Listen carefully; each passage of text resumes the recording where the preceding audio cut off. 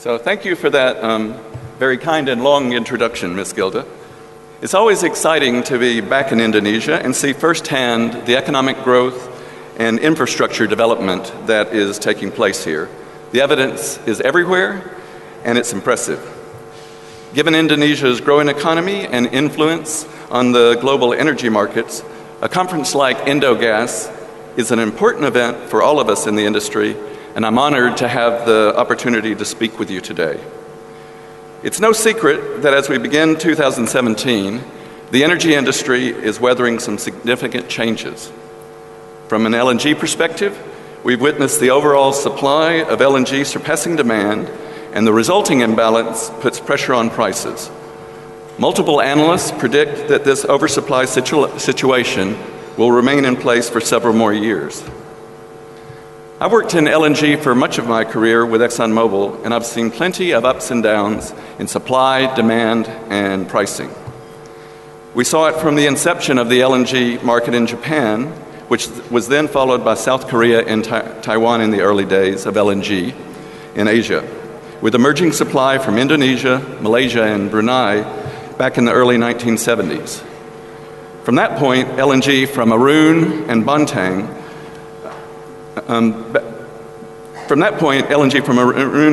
had grown in capacity to supply the energy needs and then a growing market. These markets have since grown further and developed into what are now considered established markets. In 1997, the Asian financial crisis reduced energy demand and created a similar market environment to the one we're experiencing today, and prices for LNG fell considerably. In working with our partners in Qatar at that time, we knew we had to expand the LNG market beyond our largest customers, Korea and Japan, and we needed to reach out to other countries and other regions. So we began working with India on a plan to supply LNG and enhance the country's long-term energy and economic security. By collaborating with the key stakeholders in India, we were able to develop a commercial structure that worked for everyone during the low point in the cycle. Okay, see if that works. There we go. I tell this story to set the stage for my presentation today. And as we all know, LNG is a cyclical business. As we reflect on today's market environment, it's important to remember that the world's oversupply of LNG will not last forever. In fact, we anticipate a return to a more balanced LNG market in the early part of the next decade, and we'll see the need for buyers to back new LNG projects. Those buyers who build a reputation of high quality and reliability will have a strong advantage. There are a number of reasons why ExxonMobil believes that LNG has a long-term growth potential.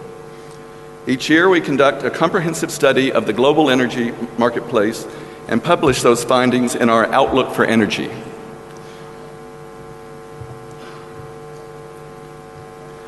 Our most recent outlook estimates that the biggest driver of increased energy demand through the year 2040 will be economic growth among the developing countries, in particular in Asia Pacific.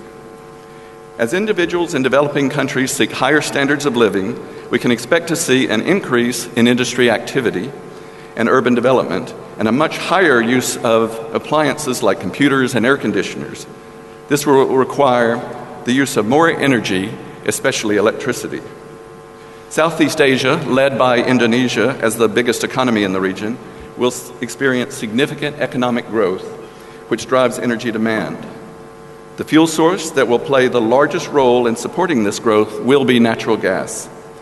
We expect natural gas demand in Asia Pacific will double by 2040 to about 150 billion cubic feet per day. On the supply side, natural gas is abundant worldwide. Despite rising gas production in recent years, most notably from shale regions in the United States, by 2040, almost 75% of the estimated recoverable natural gas resources around the world will still remain unproduced. And thanks to human ingenuity and advances in technology, we continue to develop new ways to access even more of the world's natural gas resources.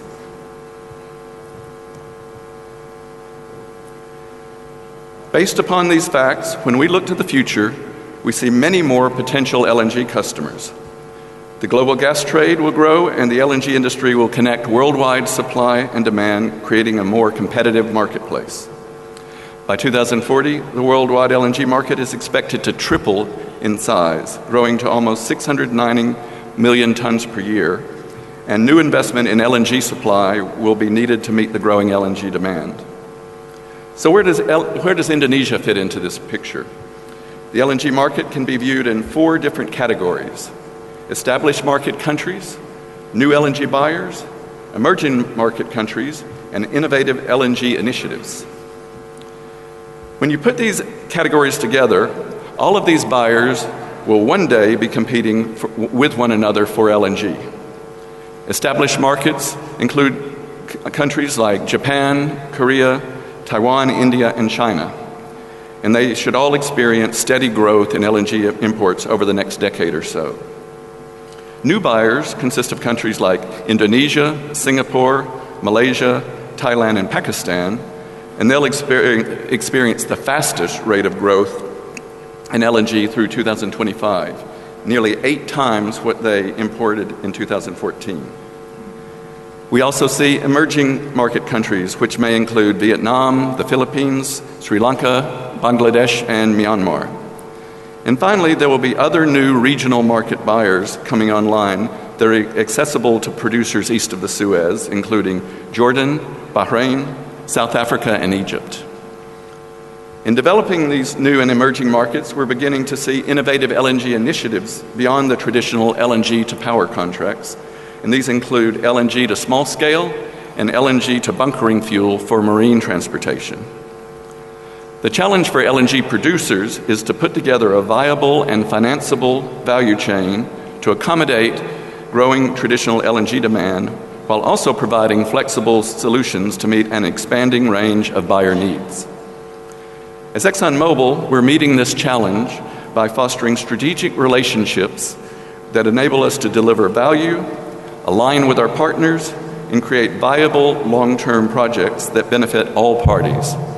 Our recent agreements with KOGAS, JERA, and Golar GenPower in Brazil are examples of this type of cooperative relationship.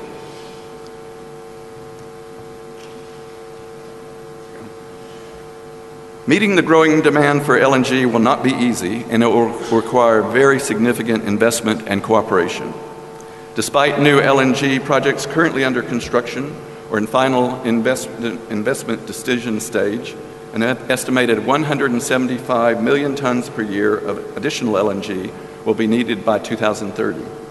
The ability to execute large projects safely and reliably while lowering costs are keys to LNG growth.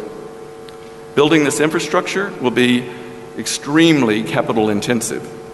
Given that each project takes 6 or 7 years to develop commercial agreements and complete engineering and construction, buyers and sellers need to begin working now on new sales and purchase agreements, even during this challenging period of oversupply. Under these circumstances, and given the risk involved, financing can be a major issue. Without strong value chains and the balanced allocation of risks among all parties, funding these projects can be a roadblock to future investments that are needed to meet increased demand. Investors and developers like ExxonMobil, commercial banks, and export credit agencies all require durable commitments from credit-worthy off-takers before they're willing to fund multi-billion-dollar investments. Therefore, strong buyer-seller relationships based on shared trust and confidence in one another to honor commitments and contracts continue to make the difference in our industry. Trust is critical to withstanding the inevitable challenges that occur in a 20 to 25-year time frame.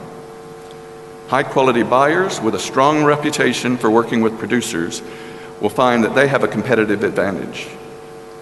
Governments also play a key role in laying the foundation for strong buyer-seller relationships. Government policies must support the long-term relationships and durability of contract structures, pricing, and terms. Without the assurances provided by stable policies, final investment decisions become difficult, if not impossible. When changes in legislation and regulation undermine existing arrangements, the demand the damage to the investment climate can be long-lasting. Here in Indonesia, we have observed there's been a very pro-gas and pro-growth framework that will help attract investment in LNG supply chain infrastructure to accomplish the country's economic goals. According to the IMF World Economic Outlook, Indonesia is one of the fastest growing nations in the region, and Indonesia is expected to see healthy economic growth in the decades ahead. But in order for Indonesia to maintain its reputation as pro-growth and pro-gas, its policies need to continue to support a stable overall investment climate. I'd like to close today by reflecting on the success of Arun LNG in the context of establishing markets. It's great to be at this conference with my colleagues from Pertamina to share our success story of how Arun LNG was able to deliver over 4,200 LNG cargoes to countries like Japan and South Korea. In retrospect, we had our first LNG SPA with Japanese buyers signed in 1973.